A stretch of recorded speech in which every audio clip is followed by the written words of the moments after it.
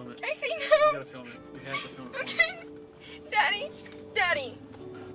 Oh my God, it's bright. Daddy, I'm scared. Oh, shit. No, I'm not kidding, Daddy, I swear.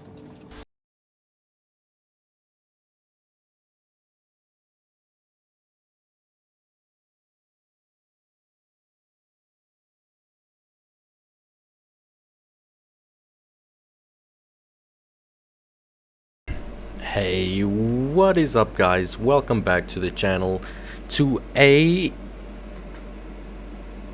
brand new video, and today we're going to be talking about today we're going to be talking about some crazy shit. Y'all seen that video that was in the beginning of this video? Yeah, that shit's crazy. Some crazy new shit released, and I'm about to drop it right here, okay? I just want to remind everyone to subscribe, notifications on, to not miss any upload, so you stay informed at your earliest convenience. And yeah, let's get into this video. It's going to be a good one. Stay till the end. There's something big, okay?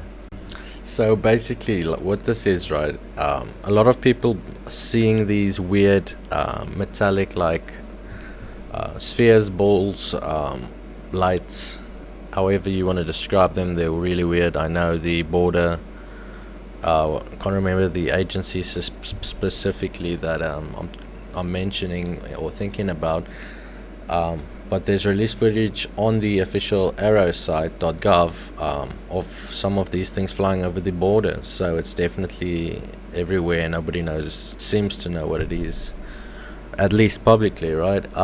You never know what the intel the US has, but they're not making it public, so that's a big problem, right? And these things look really interesting, as you can see, and apparently some people believe they're controlled by AI to protect the Earth or whatever the fuck. So Lou Elizondo has also mentioned a lot about these. Ball lightning followed him while he was transporting a piece of metamaterial or whatever. Some really interesting things going on, and these things seem to come out especially when there's nuclear warfare or anything of that type. So yeah, let's watch and let me know what you think down below. I just quickly also want to mention before we start watching that some people think that this is interdimensional beings using these instruments that we perceive this way in a way to protect the Earth or whatever. You know, there's some weird stories going around about this, so it's really interesting. Some of these paranormal experiences that have been happening, this phenomena has been mistaken for this other thing, right? But it's been these fears, right, this whole time. No bloody way. And some other phenomena that we'll get into in a little bit that's kind of as well been mislabeled, but it's all kind of connected. And you've got the picture in your files. Okay, so you see these spheres. Yes. So, and when I saw that, it was like all the data points in my head that I've been thinking about and trying to construct, and it all came into place. It all clicked together like a jigsaw puzzle. And in fact, when I realized it was quite overwhelming, because I actually started shaking when I realized it. It was like overwhelming, like it hit me so hard. Because it all made sense, because what you're dealing with is these are small silver spheres, which I class as type 3. They're operating in buildings, and what they're doing is there appear to be AI-based drones. Says in previous interviews, he mentioned some sort of a code to make orbs create crop circles. Where did that come from, and can he demonstrate that? Can others replicate that? So the story behind this is I noticed that the type 3 spheres were making crop circles. In fact, it's been recorded a number of times on camera. It's just, you know, the mainstream said, oh, this is fake, or that's fake. Well, it's not fake, because multiple people have actually caught it happening now. So how they're making it, or how they create crop circles, is the same thing as they're doing in buildings. So they just redirect their propulsion system onto the ground, committing force on the corn, and then as a result, they can weave patterns and so forth. And in the buildings, they're doing the same thing, but on objects. So they can just move objects around or bang objects. It's just force, like you you're pushing a door open. It's the same thing. It's committing force through electronic means. And what I noticed was in one of the crop circles, there was a code, and there was I think it was a UK mathematician who discovered that as a specific code in the crop circle. And so all I done was copy the code and stick it. So how I understand this really complex thing he's trying to say, right? And tell me if I'm wrong or anything. This is a fourth dimensional object interacting with our dimension, and he gets into the details of the objects in the house where these circles would have to be to interact like that. In a way, I have no fucking idea. Try and understand it for yourself. Well, the most interesting thing about this story is, that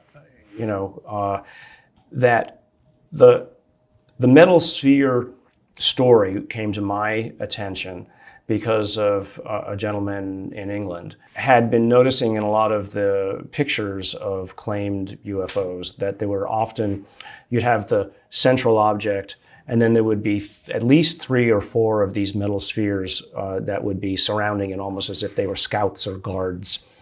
And it's fascinating because he could go back 30, 40 years and find this exact same phenomenon. You would have the central UFO, and then you would have 3 or 4 spheres around it. So you could claim that any individual picture was a UFO. But this story of the spheres, these objects, really didn't happen until recently. So how did a hoaxer, multiple hoaxers know 5 decades ago to not only put a UFO in the picture, to put 4 or 5 spheres? Because I have never heard this story before, and I've read a lot.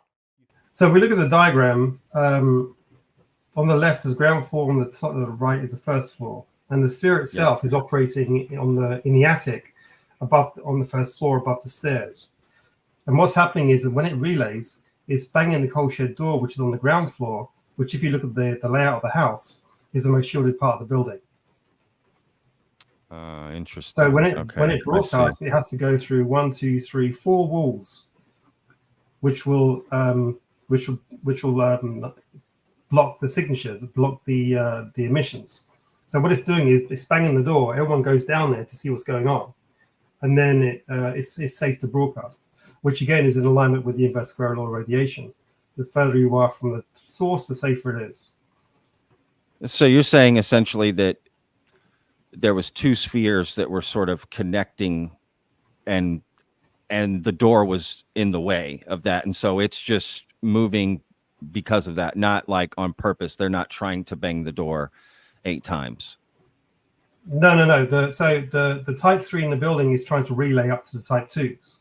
And when it does that, it produces high energy emissions and it moves people away. And so it uses this propulsion system to direct force on objects like the door. Then it'll create noise, like a banging noise or a movement. Oh, so it is trying to bang the noise to make the people go away, kind of scare them, essentially, right? That's okay, right. okay, I see what you're saying. And these objects are transmedium, so they can fly through walls.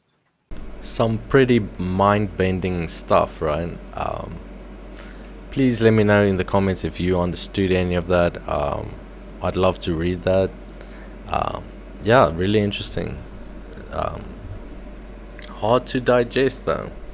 So so for the last part, let me know if you understand this part as well. It's pretty confusing as well. So let's watch. So you have the type 3s, which are about the size of a baseball.